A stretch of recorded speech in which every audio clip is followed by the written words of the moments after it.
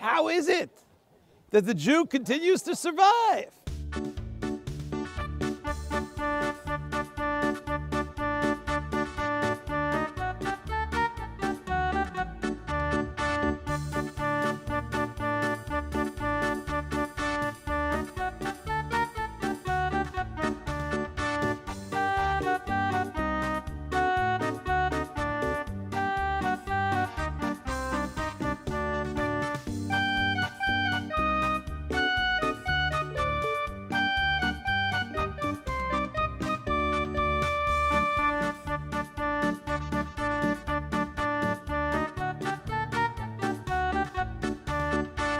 Is that meaningful?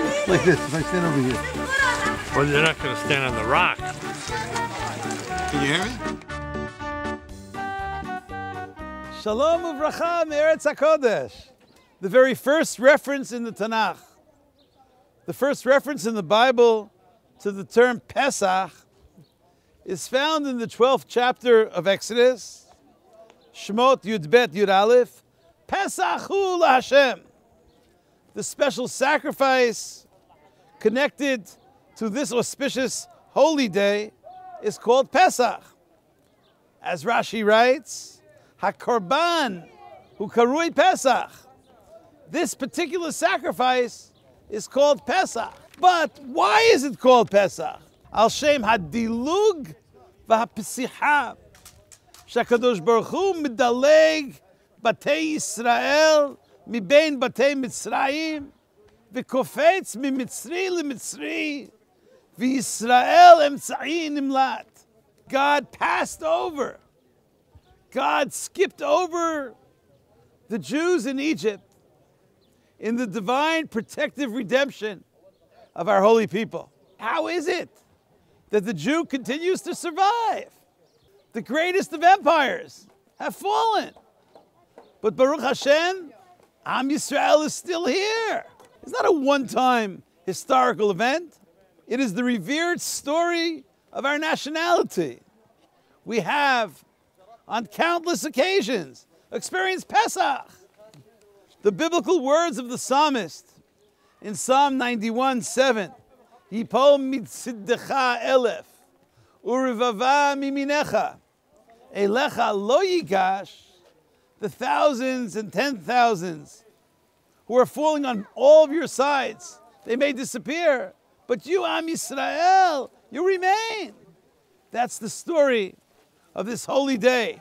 Besides blatant, brutal anti-Semitism, one of the motivations for many of the blood libels was often connected to a disbelief that the Jew could really survive. They, the Jews, must be poisoning the wells. They, the Jews, must have some kind of pact with the devil.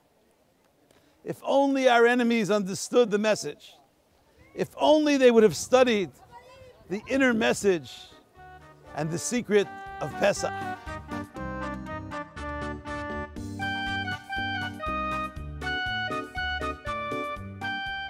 There are those who have suggested that Pesach implies that God was skipping and jumping, maybe even dancing. According to this view, Pesach was not merely a divine means of approaching and getting to the next Egyptian home, but rather the process of Pesach, had meaning in and of itself, the tribute to the greatness of the Jewish homes. Each Jewish dwelling place, suggests Rav Shlomo Carlebach, was worthy of the divine dance. Do we adequately Pesach dance at the greatness of the Jewish homes? In ancient Egypt, the blood of the Paschal Lamb was on the doorposts. V'ra'ah et hadam u'pasach.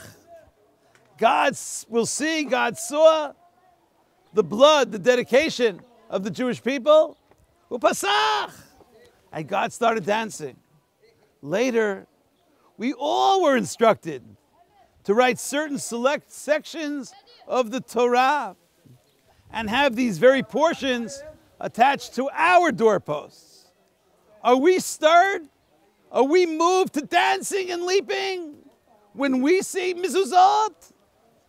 In the 5 books of Moses, the only 2 usages we find of the word mezuzot, doorposts, is firstly in the story of the Exodus from Egypt, v'higatem el hamashkof ve'el shtei hamezuzot, and later in the commandment of writing specific words of Torah on our doorposts. Uchtavtam al mezuzot beitecha uvish'arecha. May we perhaps suggest that the proper Torah reaction to seeing mezuzot, those special scrolls on the mezuzot, should be an attempt at imitatio Dei. If God, so to speak, dances at the mezuzot of Am Yisrael, at the doorposts of the Jewish people in ancient Egypt, maybe we should begin to dance every time we see mezuzot. The idea of God, Pesach, jumping over, in the language of Rashi and others, v'dileg, reminds us of the possible connection between the word Pesach and the word Piseach, the limping individual. May they all be completely cured today. The lame and the crippled, may they all find their level of healing this very day. This type of person is often referred to in Tanakh as a Piseach. Same letters, Pei, Samach, Het. Yeshayahu in chapter 35, verse 6, where he uses the word for the lame in conjunction with the word for dancing, for jumping, for leaping, in a very positive usage. The words are used in juxtaposition in Isaiah 35, 6, when Yeshayahu, speaking about the world of rectification, a world where there will no longer be any form of suffering, crippled people. They will all be healed. Even those who cannot currently walk will begin to walk and to skip, to jump and to leap. As yidaleg ka'ayal piseach. The piseach will run and jump with the agility of the deer. Nevertheless, the simple reading of that text speaks of the jumping and leaping, the moving nature, the dancing nature of even those who are currently challenged. Even those who are currently in a state of piseach will experience the healing process of God.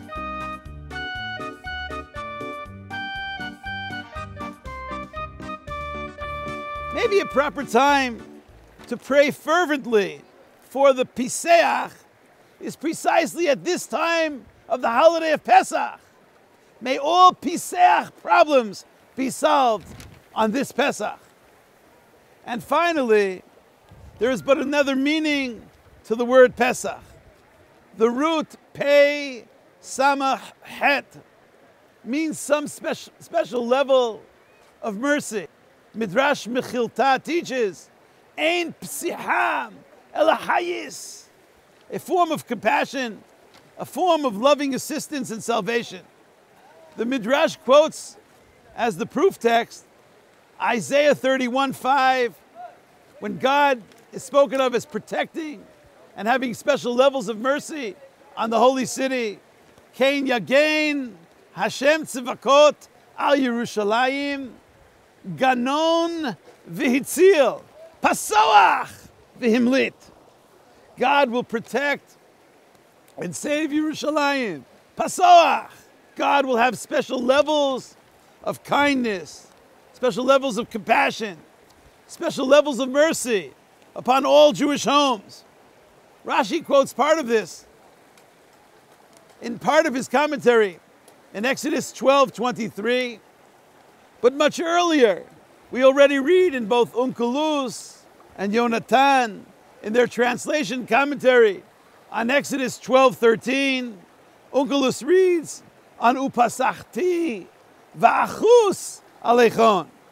I will have mercy upon you. So too in Yonatan and in many other sources. According to this view, maybe Pesach should be the time that we extend special Pesach mercy to all in the very spirit of the Pesach Chemla, compassion that the Almighty demonstrated to us. May each of you, together with all of Am Yisrael in the entire Jewish world, ultimately impacting upon the entire world, may we all experience the all-encompassing Pesach of all Pesachim, the Pesach that will ultimately hasten the complete level of redemption. Pesach Sameach v'Kasher. Chag Sameach.